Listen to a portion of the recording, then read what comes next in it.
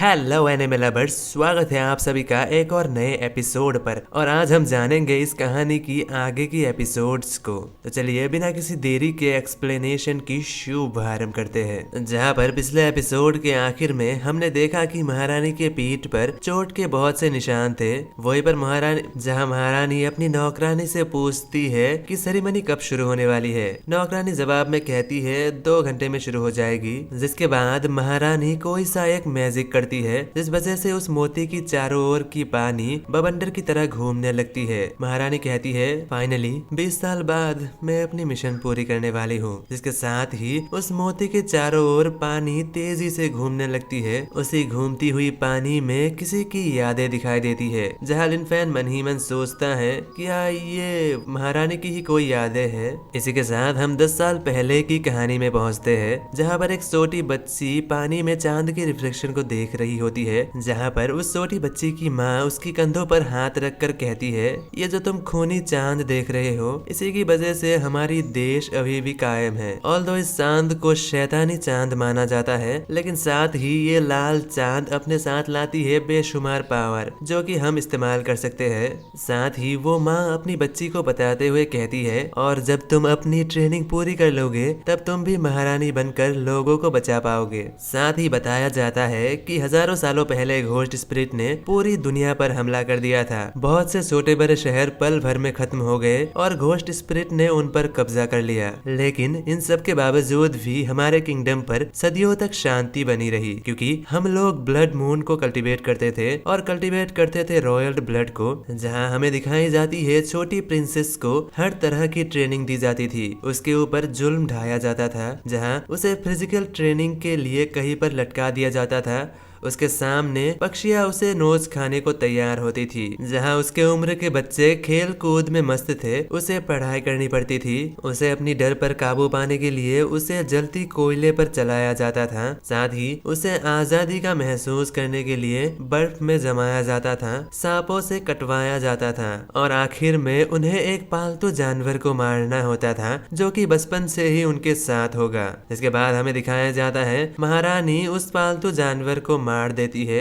उसकी आंखों से लगातार आंसू बह रहे थे। जहां प्रिंसेस जो कि अभी महारानी है वो अपनी आंसू को तुरंत ही पोंछ लेती है और कहती है कि वो रो नहीं रही। तभी उसके सामने एक स्पिरिट अपीयर होता है। वो स्पिरिट प्रिंसेस को दुखी ना होने को कहकर उसे एक जेट देते हुए कहती है अभी से यही तुम्हारी साथी होगी। भले ही इसके पास बहुत ज्यादा पावर है, लेकिन तुम अभी के लिए इसे इस्तेमाल नहीं कर सकते।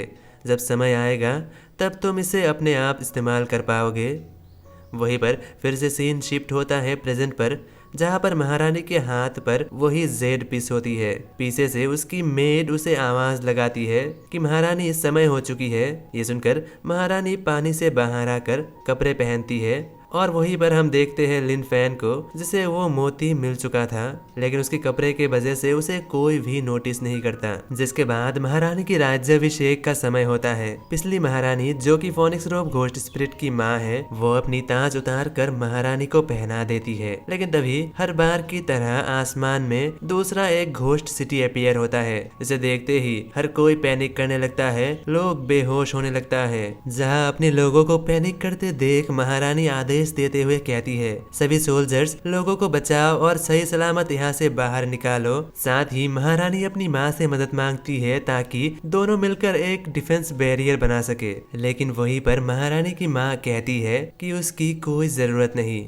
वहीं पर लिन फैन लोगों को बेहोश होते हुए देख समझ जाता है कि घोस्ट एनर्जी की वजह से आम लोग बेहोश हो रहे हैं। जहाँ पर इस बार घोस्ट सिटी अपीयर होने के बावजूद भी लिन फैन बाहर नहीं जाता, क्योंकि टोंग टोंग अपीयर नहीं हुआ था। वहीं पर फोनिक्स रोब घोस्ट स्पिरिट अपनी माँ से पूछती है कि आखिर क्यों उसकी जरूरत नहीं है। तभी महारानी के पीछे एक घोस्ट स्पिरिट अपीयर होती है। सवाल सुनकर महारानी की माँ बताती है कि उनके और डीमंस के बीच एक कॉन्ट्रैक्ट हुई थी, जहाँ पर उसे खुद को सैक्रिफाइस करना होगा। वो बताती है कि ये प्रथा सदियों से चली आ रही है, आज उसकी बारी है। वहीं पर महारानी अपनी माँ को झंझोड़ते हुए पूछती है तो आखिर इन सभी ट्रेनिंग्स का क्या फायदा?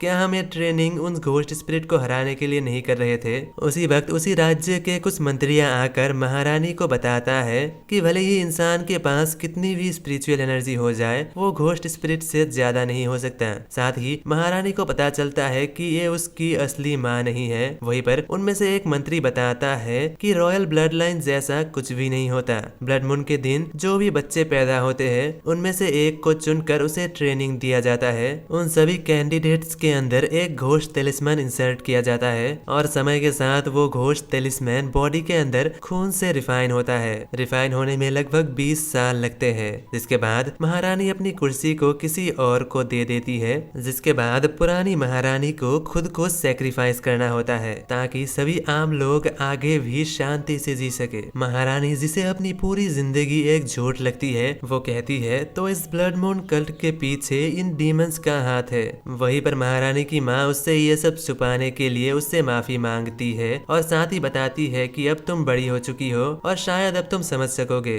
जहाँ एक मंत्री बताता है कि अगर महारानी उनके साथ कोऑपरेट करेगी तो अगले 20 सालों तक और जी पाएगी, लेकिन अगर उसने मना कर दिया तो वो अभी मर जाएगी।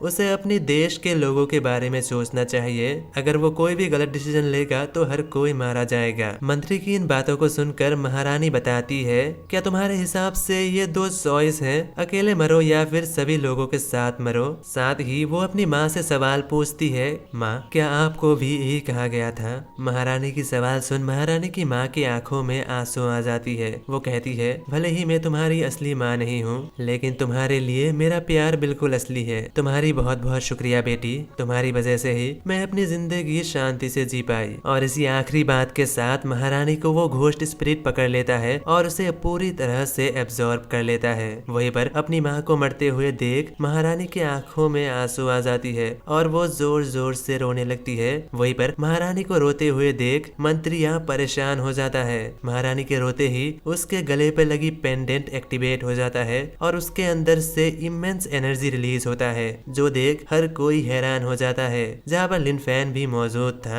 महारानी की स्पिरिचुअल एनर्जी को देख वो घोस्ट स्पिरिट उनके चारों ओर एक बैरियर बना देता है। मंत्रियां जो कि महारानी को आउट ऑफ कंट्रोल होते हुए देख कहता है, महारानी जल्दबाजी करने की कोई जरूरत नहीं है। क्या हमने ये डिसाइड नहीं किया था? आपको बस अपने अंदर एक टेलिस्मैन डालना है। लेकिन वहीं पर वो घोस्ट स्पिरिट उन सभी मंत्रियों को एक ही झटके पे मार देता है और साथ ही वो घोस्ट स्पिरिट स्पिरिचुअल तलवार बनाकर महारानी के ऊपर हमला कर देता है। लेकिन उसी वक्त महारानी अपनी नई घोस्ट स्पिरिट को समन करता है, जो कि एक फोनिक्स होता है। वहीं पर ये देखकर लिन फैन भी हैरान हो जाता है। वहीं पर फोनिक्स रोब घोस्ट स्पिरिट जो कि उस फोनिक्स को कंट्रोल करने में स्ट्रगल कर रही थी, क्योंकि वो खुद को फोर्स कर रही थी उसे समन करने के लिए। वहीं पर सामने से वो घोस्ट स्पिरिट फोनिक्स को देखकर पूरे शहर में हमला कर देती है। महारानी जो कि गुस्से में आ जाती है और साथ ही उसकी आंखें पूरी तरह से काली हो जाती है। महारानी फोनिक्स रोब घोस्ट स्पिरिट के अंदर समाकर उस सामने वाली घोस्ट स्पिरिट के ऊपर हमला कर देता है, लेकिन वो इविल घोस्ट स्पिरिट महारानी की उस हमले को रोक देता है और साथ ही महारानी को पीछे धकेल देता है। लेकिन उसी वक्त वो इविल घोस्ट स्पिरिट लिन फैन की ओर देखता है। पता नहीं कि वो लिन फैन की ओर देख रहा था या फिर शहर की ओर, जिसके बाद वो इविल घोस्ट स्पिरिट अपनी घोस्ट सिटी को लेकर वापस चला जाता है। वहीं पर लिन फैन उसे वापस जाता हुआ देख अपने मन ही मन सोचता है